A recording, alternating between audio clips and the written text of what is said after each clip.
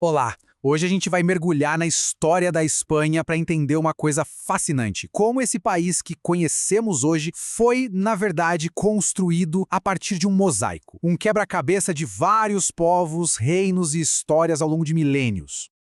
Então, a grande pergunta que guia a nossa conversa é: como é que uma península cheia de povos tão diferentes se transformou nessa nação vibrante que a gente vê hoje? É isso que vamos desvendar. Olha, para começar a ter uma ideia dessa complexidade toda, é só pensar nas línguas. Todo mundo conhece o espanhol, né? Que na verdade é o castelhano. Mas, além dele, existem outras 3 línguas oficiais em diferentes regiões. Isso já mostra que a Espanha é uma verdadeira colcha de retalhos cultural, sabe? E essa diversidade, claro, gera discussões sobre identidade nacional até hoje. Bom, vamos começar do começo então, mergulhando lá atrás, nas primeiras peças que formaram essa identidade espanhola. Muito, mas muito antes da gente pensar em Espanha como um país, a Península Ibérica era um caldeirão de povos. Tinha os iberos, os celtas, depois chegaram os fenícios, os cartagineses, principalmente ali no litoral. Cada um desses povos deixou a sua marquinha, a sua contribuição. Foram as primeiras pecinhas daquele mosaico que a gente está falando. Mas aí chegaram os romanos, e foi Roma que pela primeira vez deu uma liga para tudo isso. Eles transformaram a região na província da Espanha, e com isso deixaram uma herança gigantesca que dura até hoje. Pensa só, a base da língua, as leis, o jeito de organizar as cidades, tudo isso tem um pezinho lá em Roma. Só que o Império Romano caiu, né? E com isso, a península se quebrou de novo. E aí surgiram 2 mundos completamente diferentes que iam definir o futuro da região. De um lado, o reino cristão dos visigodos. E do outro, a partir de 711, a chegada dos muçulmanos, que criaram o Al-Andalus. E, gente, Al-Andalus era um centro de conhecimento, de ciência, de cultura, uma verdadeira luz em plena Idade Média. E foi justamente do choque entre esses mundos que uma nação começou, aos poucos, a ser forjada. Esse processo todo ficou conhecido como a Reconquista. E não foi algo rápido, não. Foram quase 800 anos. 800 anos dos reinos cristãos do norte avançando, pouco a pouco, para o sul. E claro, a cada avanço, eles redesenhavam o mapa e a cultura da península inteira. Mas teve um momento chave, um ponto de virada que acelerou tudo: um casamento. E não foi um casamento qualquer não, ó. Foi a união de Isabel de Castela e Fernando de Aragão, os famosos reis católicos. Ao se casarem, eles uniram os 2 reinos cristãos mais poderosos da época. E ali nascia a base da Espanha que a gente conhece. E essa união nos leva a um ano.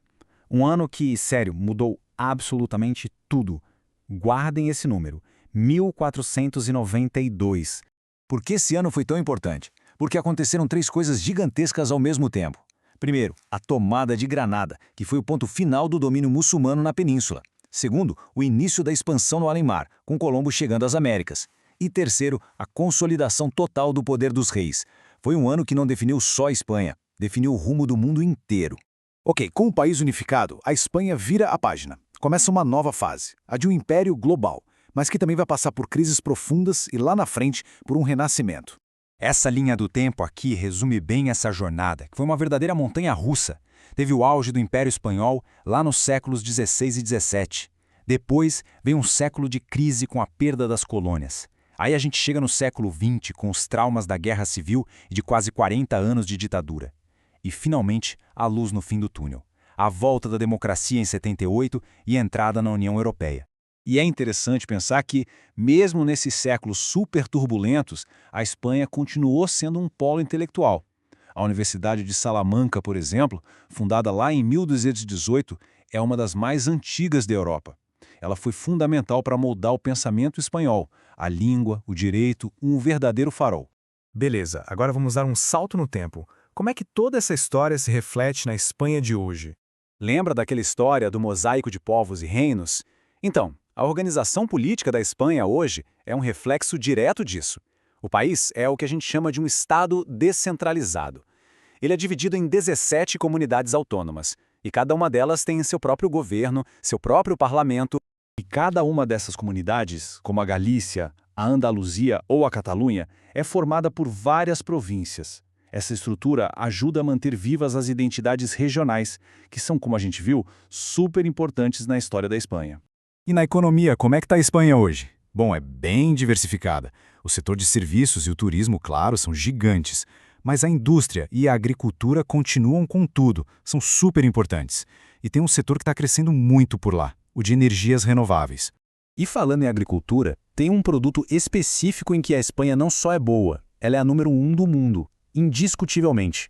Isso mesmo, líder mundial na produção de azeite de oliva, uma conexão direta e deliciosa com as suas raízes mediterrâneas de milhares de anos.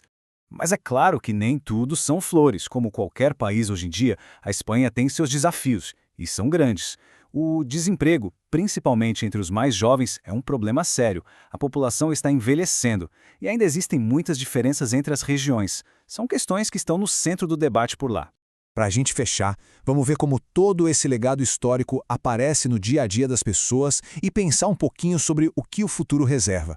Porque o mais legal é isso. A história da Espanha não tá só nos livros. Ela tá viva, sabe? Tá na rua. Tá na cultura das tapas, na tradição da siesta, nas festas populares super animadas e, olha só que incrível, nos mais de 50 lugares que são considerados patrimônio da humanidade pela Unesco.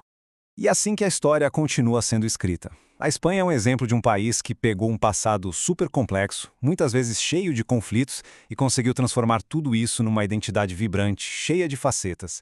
Então, a pergunta que fica no ar é, com toda essa bagagem, com toda essa história, qual será o próximo capítulo que a Espanha vai escrever?